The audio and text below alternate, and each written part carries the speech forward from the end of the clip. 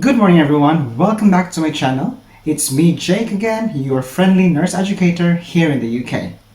For today's video, we will be talking about sickness absence in the NHS. If you are just about to be deployed to work in one of the NHS trusts across the UK, then this is the perfect time for you to know what are your rights with regards to this topic. Even if you are already in the NHS, I'm sure you still don't know half of the things that I am going to talk about. This is going to be a slightly lengthier video, but I assure you that this is gonna be everything that you need in order to fully understand your rights with regards to sickness in the NHS, but also your responsibilities so that you don't make any mistakes that could affect your current and even your future career. So grab your tea, your coffee, and your biscuit and take time to watch this video in full in order to protect your current employment as well as your future career. So I joined the NHS back in 2015 and I certainly do not remember having the full explanation of the sickness policy. So coming from a different country, it is a totally different set of policies that I needed to know. But if you are already working in the NHS, you know the reality that you barely even have time to have a pee break on your shift, let alone have a time set in your work hours in order to read this policy.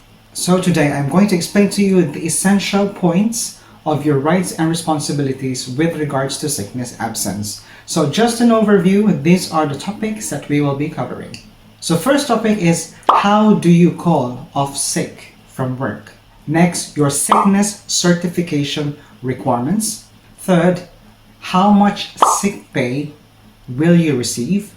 Fourth is returning to work. And fifth, we will be talking about the absence triggers or your absence markers. All informative content in this video is based on publicly accessible sickness policy of different NHS trusts across the UK.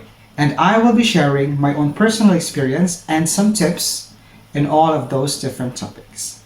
Alright, so let's begin. So the first question is, how do you call off sick? Or what is your process of absence reporting? Unlike in the Philippines, where I was previously working in, where you really had to go to the doctor on your first day and have your certificate, sent to your supervisor or emailed to your nursing supervisor, and only then can you actually take a paid sick leave. In some cases, you might be allowed to be off sick, but you won't even get paid. So in the UK, it's quite different. It's very simple actually. So all you need to do first thing is to call your manager. If for some reason your direct manager is not available or she's on leave, then you'd have to call the ward and speak to whoever is the band 6 or the nurse in charge, deputizing her role or acting as a manager for that day. How about if the nurse in charge is also not available at the time that you called and your manager is not there as well? Can you speak to any of the nurses? So obviously if you are sick, you wouldn't be calling every 5-10 minutes waiting for the nurse in charge to be available. And you know how busy the shift is. So yes, you can speak to any nurse. Make sure you tell them that you are sick for whatever shift is next, and then get their name so that you have a proof that you did call and who you spoke to. Now, once you've handed that information to them, it is then their responsibility to tell the nurse in charge when they come back from break. If this is the case, then you just don't stop at that. You also need to email or leave a voicemail to your manager or that nurse in charge detailing the reason of your sickness, and if it's preempted that you will be sick for a few days because it's a certain condition, let's say like COVID, then you can also leave that information. If you speak to someone who is not the nurse in charge and not your manager, do they have the right to know your reason for your illness or your sickness? So the answer is no. You have the right to confidentiality as to what the reason of your sickness is. The only person that you really need to tell the reason for sickness is your manager. If she's on leave, then the deputy nurse manager or your charge nurse, because they will be the one who will be putting this on record on your health roster, canceling your shift, and putting the reason, the category as to what illness you have before they can put the shift out.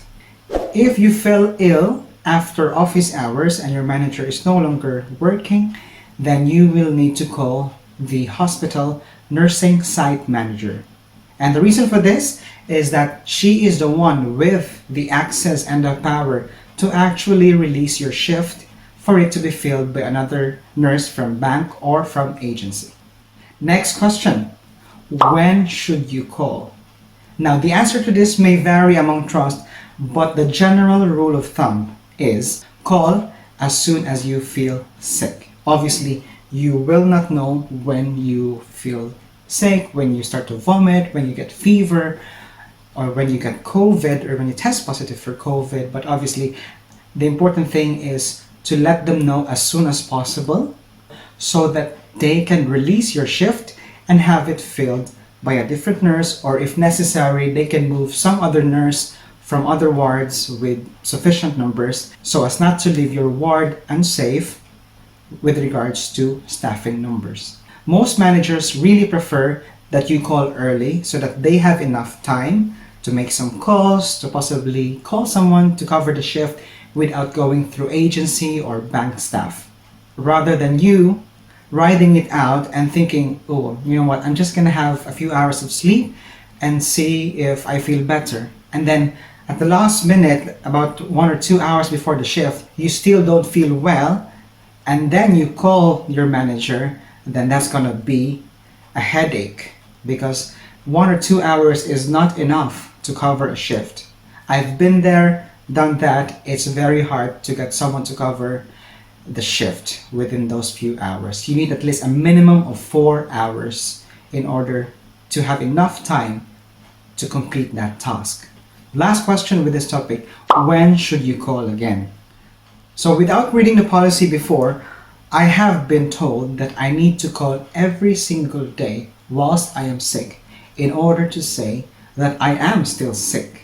But to me, it didn't really make sense, because if you're sick, you just want to, rest, recover, recuperate.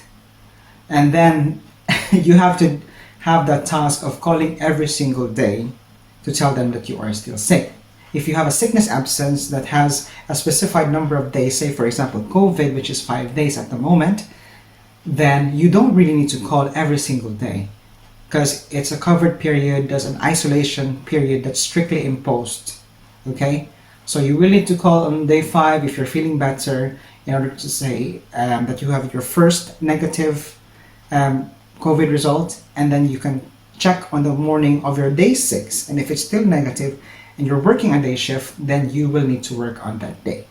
But the actual policy, in all the policies I've read, what it says is keep your manager informed of the progress. It doesn't specifically say call every day, but if there's any significant change or progress within your condition, then you need to tell your manager, whether it's positive that you're getting better a lot sooner and you can come back to work sooner, or if something has complicated and you need few more days, then you need to make sure that your manager is aware so that they can extend your number of sickness days and find more nurses to cover those shifts as well. So the very last call you make before you actually go back to work will be the day before you go back to work, in order to say that you are feeling so much better now, you're all recovered, and you are ready to go back to work the following day.